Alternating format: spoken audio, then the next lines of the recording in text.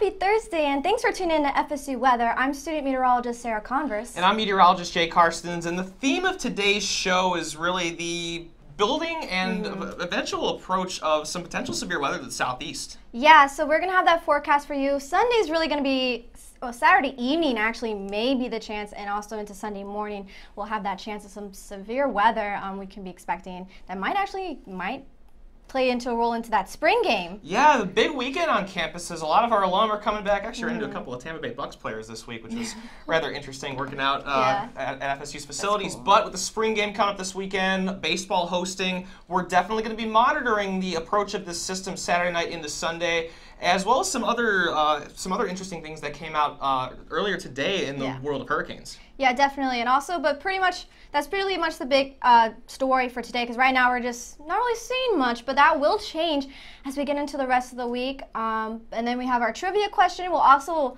pick a new state as well. Yeah. That's coming up really soon. And for now, 80 degrees and sunny basically all day. Kendra Markham's out at the wall to break it all down for you.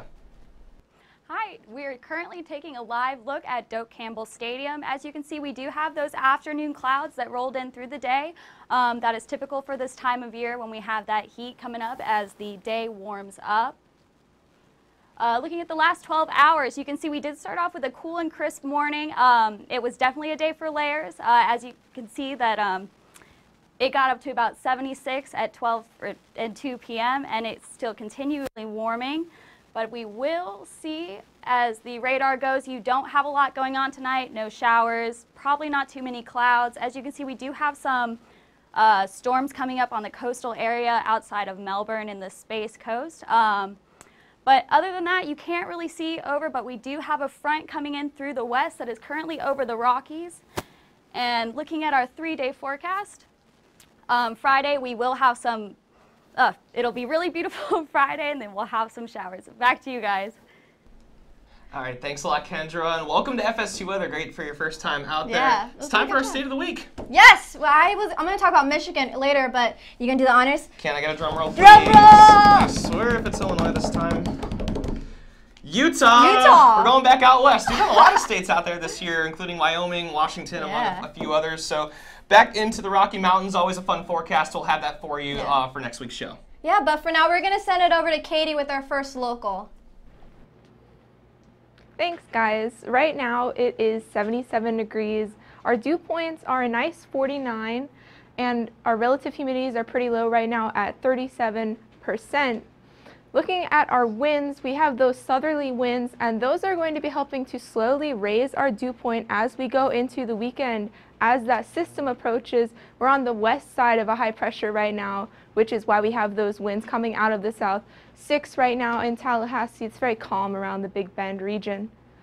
Looking at the local dew points, again, I said we're going to start seeing those kind of creeping up as we go along here. It's 49 in Tallahassee, so it's not terrible, but it's not ideal either.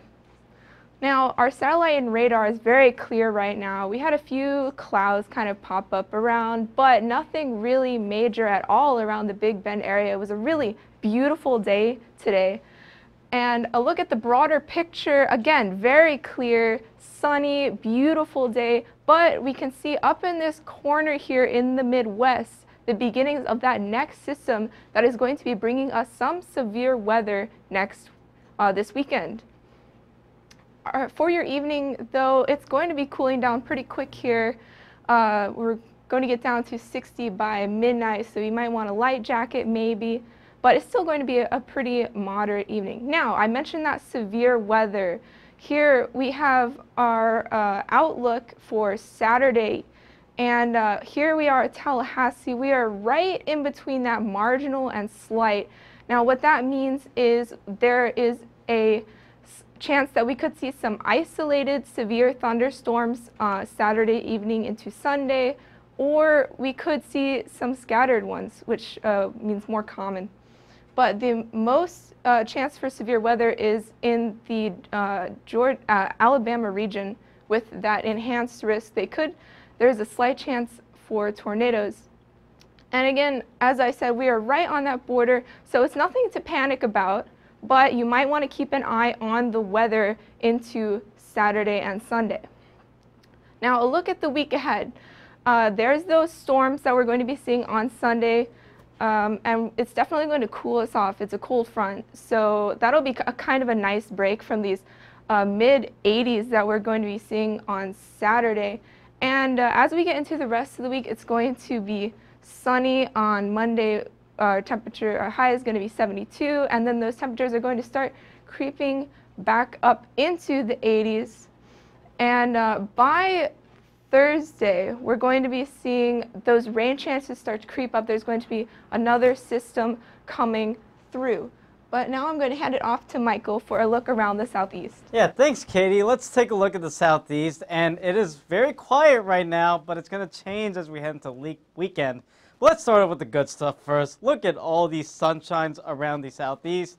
76 in my hometown of Atlanta, 77 down in Tallahassee. As you go west, it is warmer. That's because they are getting more stronger southerly winds out of the Gulf of Mexico. So it's a little warmer there than it is compared to Charlotte and Charleston, where they're only in the low 70s. Dew points as well are higher across the western sections of the southeast in Texas, Louisiana, Oklahoma, and Arkansas because of that front starting to get closer to those regions. And that's going to get important as we head into Saturday because of the severe weather threat. We'll get into that in just a second. The eastern sections of the southeast are lower in terms of the dew points because high pressure still has a strong influence on Georgia, South Carolina, and Florida. It's just off the southeast coast, and you can see that by the winds. The high pressure is situated just off Charleston, and those winds are now coming from the east and the south here across the entire southeast. More southerly winds across Oklahoma, Texas, and Louisiana, and they're pretty breezy. Tulsa at 26, Little Rock at 18. Now up towards Tulsa, with those higher winds, they're actually having a fire danger right now because it's very dry across Oklahoma. They're in a very severe drought as we speak. So they have the fire danger, and then as we head into Saturday, they're going to have the severe weather threat. Just a minute for that. But satellite and radar right now is clear. This is going to change as we head into Saturday, as you can see by Futurecast.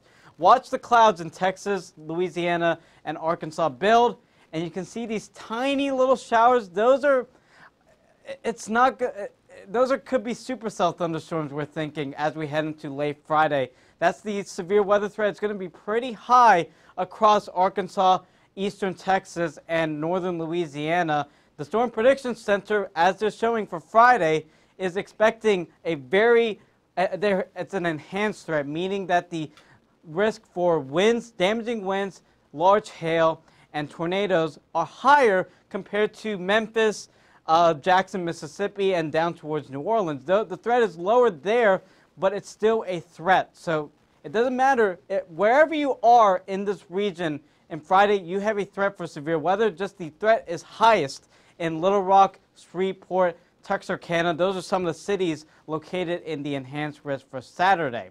Now, as we head into, that's Friday, sorry. As we head into Saturday, the risk is pretty high as we head into Montgomery, Mobile, Pensacola. Those are the cities in the enhanced risk.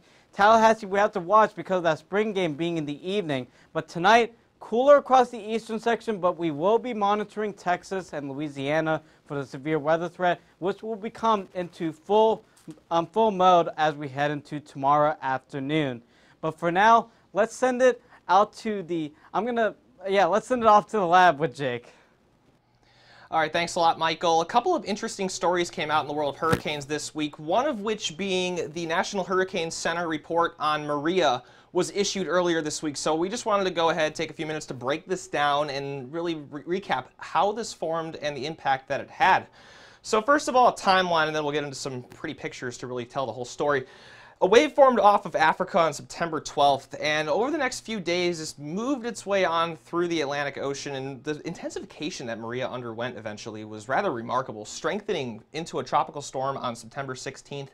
And then in the span of just a couple of days, 60 hours, it went from a tropical depression to a Category 5 hurricane before making its impact over the island of Dominica as a Category 5 on the 19th. Of course, the one that we are all familiar with is the infamous landfall in Puerto Rico as a strong Category 4 storm, after which Maria lasted for another 10 days before being designated an extratropical cyclone. over the North Atlantic, marking the end of a 2-week run as a tropical cyclone. So here is a little bit of a diagram with the track and intensity of the storm, forming as a tropical depression over the eastern Atlantic and eventually moving right through Puerto Rico and making its northeasterly curve with a close brush to the Carolinas here. Cape Hatteras only missed it by about 130 miles or so, so it ended up being pretty close to making a big impact even stateside. Here's the radar imagery, which is, of course, rather famous now at landfall in southeastern Puerto Rico. And what you're going to be seeing here as a Category 4 storm marches its way through the island is that, well, the radar got blown away entirely. This was the remnants of what was the WSR 88 radar after Maria made its way through the island. And what I wanted to finish up here with is some of the forecasting implications from this storm. And this represents all these colored lines here basically are the forecast intensity for Maria as it made its way off to the west, and this was the actual intensification of the storm. So the models had a pretty difficult time picking up this rapid intensification that I mentioned over the span of about 2.5 days or so, which is pretty standard practice. Some models are starting to get a lot better with it, including the Florida State Super Ensemble, represented by this yellow line right here. But a positive that we can draw out of this is that the track forecasting was actually rather excellent. This red curve represents the average error in track forecasting between 2012 and 2016.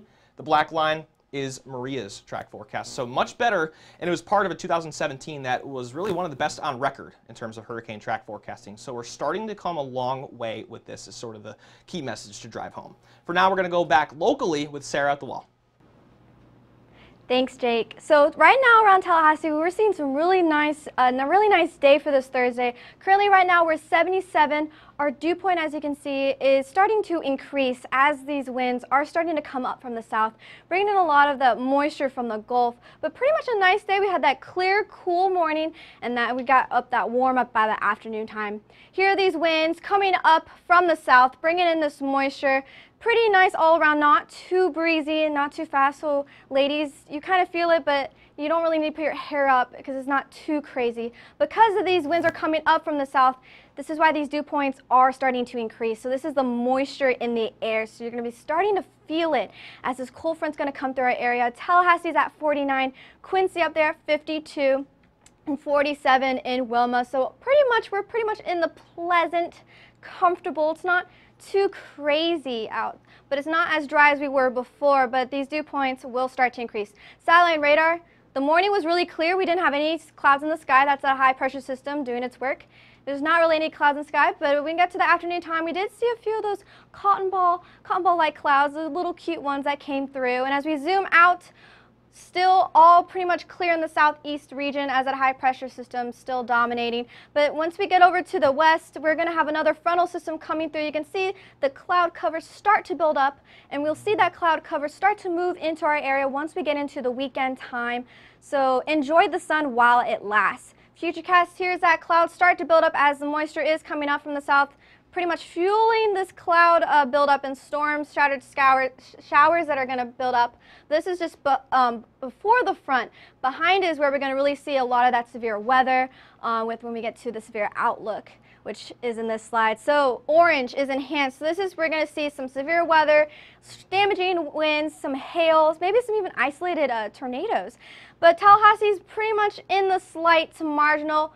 Not as super severe, but still something you need to watch out for, as Katie mentioned. So make sure you stay tuned to FSU Weather with our Twitter and with your local station, because this may change depending on how fast this cold front moves or how slowly it moves. So this may change. So marginals, we're going to be seeing maybe more of those higher wind speed and some scattered showers as we go on through our weekend. But as we get on through the week, the sun will stick out. It will warm up, so it's going to be a pretty warm one when we finish up this week. But on Sunday, that's when our rain chances start to increase into that morning time. So if you're going out to church or into your activities, probably should plan ahead for that a chance of some rain. So please be careful. But once we get on through the rest of the week, the sun will come back out. It'll be a really nice day. It will start to warm up as well. We'll get up to the 80s by the end of next week. But for now, I'm going to send it over to Jake with a more national look. All right, thanks a lot, Sarah. We got plenty to talk about here in our national picture. You can really pick a region and figure out some different interesting weather story to talk about. So here's the temperatures to really set the stage for you, and you're starting to see evidence of this well-defined cold front, warm front structure that's associated with the severe weather we've been talking about for the last few minutes or so. 49 in Minneapolis behind this, and we could even be talking blizzard-like conditions up in the northern plains, but we'll have more on that in just a second. Here's the satellite and radar nationally. Not too much going on, although an interesting feature that you see is this flash flood watch over parts of the Tennessee and Mississippi valleys. And this is in effect through Sunday, so they're really expecting to see pretty significant rainfall in these areas associated with what we've been talking about here with this frontal system marches off towards the southeast. Plenty of rain up in the northeast as well as into the Rockies and the northern plains, and we're going to zoom in on that right now. This well-defined rain-snow line in parts of Montana, and this is, again, part of the evidence of this building system that we're going to be talking about, triggering plenty of winter weather despite it, of course, being about mid-April already. And here is that exactly. The blizzard warnings are really covering 4 states, actually 6 states here: Minnesota, Iowa, the Dakotas, Nebraska. Everything really that you can imagine here. Winter storm warnings even in parts of the Rockies just north of Billings and about half of Montana, and blizzard warnings also in effect for parts of Wisconsin, Minnesota, down into Kansas as well. So a combination of severe and winter weather really showing you how powerful of a system this really is. Here's the drought monitor. We have not really had a lot of rain, of course, in parts of Kansas through the Texas Panhandle, and that has been continuing and really will be continuing over the next couple of days or so. And with that comes the threat for some fires. You see the high wind warnings co-located with these fire weather warnings across much of the plains and the desert southwest, and these two really do go hand in hand very nicely because high winds are very favorable for the spread of wildfires once they already begin. Here's the futurecast, and you're not going to see too much in the development of the system quite yet until you get into the day on Friday, and this is really where things start to get interesting. The snowfall is really the big feature that gets pointed out here from Minneapolis down to the southwest. Even areas like Denver could get in on some of that action, and we're also starting to see evidence of these thunderstorms that are going to be building along that cold front from Chicago all the way down into the Houston area. So here's the Storm Prediction Center's outlook for tomorrow. Once again, Little Rock, Kansas City, Shreveport, areas like that could be seeing numerous severe thunderstorms in that enhanced risk. And the threat for isolated severe weather even continues into areas like St. Louis as well as Houston. For Saturday, that's when we're really concerned about Tallahassee a little bit more. Areas like Montgomery, Pensacola, New Orleans included in the enhanced risk once again, although depending on the timing of this system, we really could be seeing that severe threat expanding perhaps further to the east, including Tallahassee. For tomorrow, again, very warm ahead of this front, 72 in Kansas City, 88 degrees with heavy thunderstorms in Dallas. And then for now, then we're going to send it back over to the desk where Michael and Katie are standing by. Well, thanks, Jake. So the severe weather is the main story as we head into the weekend. But these last few days, with all the sunshine here in the southeast, the pollen has really kicked up in terms of intensity. That's right. We are definitely seeing a lot of high pollen counts around the U.S. right now. And I want to mention particularly Atlanta has a very high pollen count of 5,354. Yeah, I'm from Atlanta, and Atlanta's a city of trees, basically. It's a city in a forest. And so when all those trees come into bloom in the springtime, you can get some really high pollen counts. Yesterday they were at 5,000. Today they're 5,300 in terms of their pollen count. That is well through the roof in terms of the pollen count. But, you know, surprisingly, Katie, that's not even close to the record. That's right. Yeah, the highest pollen count ever recorded was 9,369 on March 20th, 2012. Yeah, it can be this pollen count can be serious sometimes in Atlanta. A lot of allergy sufferers can deal with that. And the pollen count today was actually the highest in 3 years, so it can be pretty serious. Now, the pollen is not the yellow stuff you see in your cars. That's not makes you allergic. It's actually the smaller particles that make you allergic, so that's a fun fact. But for now, let's send it off to the lab where Sarah is standing by. Thanks, Michael and Katie. So our trivia question today was, what was the name of the last retired hurricane with the letter H in the Atlantic Ocean before Harvey? So was it Helene in 2012, I'm probably going to say this wrong, Hortense in 1996, Hermine in 2016, or Hannah in 2008? So go on Twitter, it's a twitter.com/FSU weather. So go on there and click your poll. I saw a few people voted. I know I voted. So make sure you vote. On Friday, we'll have that answer for you. The answer for that. So check it in. As I said again, is what was the name of the last retired hurricane with the letter H in the Atlantic Ocean that was retired before Harvey? So go on there, go on Twitter, guess. It's always fun to do guesses and fun games, but also stay tuned to Friday, which will have that answer. But for now, I'm going to send it back to the desk.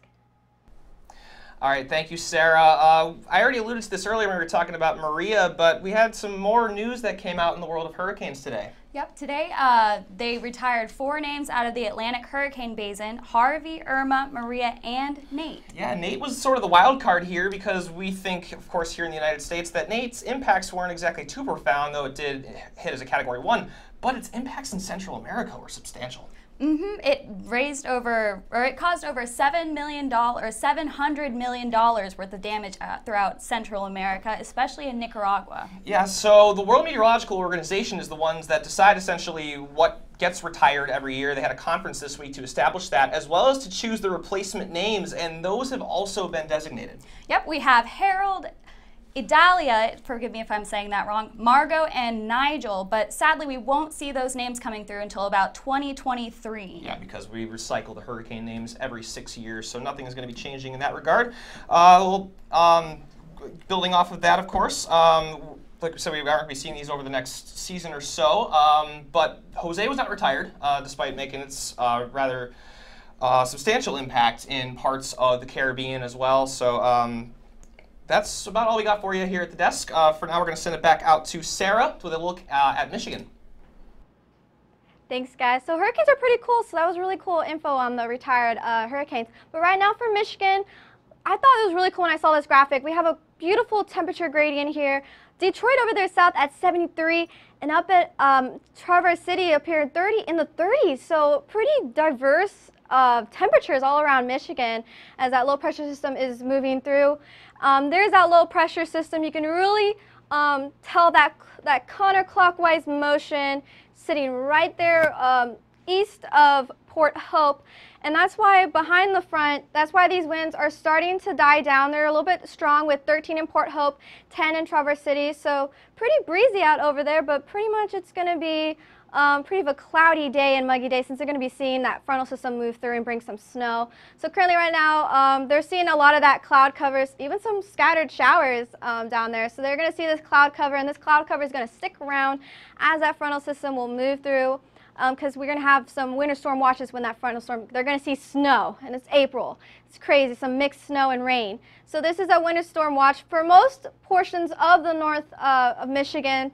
Lansing's over there getting spared a little bit, but they're still probably going to see some scattered showers. As we get into the futurecast, that cloud cover will stick around. As we get into Friday, there's that scattered showers, and we get some snow and some mix, and then they get hit again with some more stronger storms, which is from that winter watch. So they're going to get some snow for the northern part, and then under it, they're going to get some rain and scattered showers. So pretty interesting weather they're getting up there. It's like rain and snow. It's like both of everything. So tonight's going to be pretty chilly out since they have that low pressure system, that cold front moving through, pretty much in the 30s, but it's going to be rainy and yucky outside. But it's going to be cool out, but it's going to be yucky. And that's going to stick around till tomorrow. We see that cool air mass starting to make its way down to Michigan, to Detroit at 63 in Detroit, 37 in Midland, and Traverse City at 39. But pretty much it's going to be a bit of a muggy weather for them.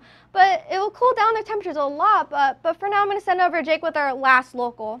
All right, thank you, Sarah. We're going to take things home here, starting off with the almanac for today. We hit 78 degrees for a high, so right about our average. It felt just beautiful outside. Really, the last couple of days could not have asked for anything better.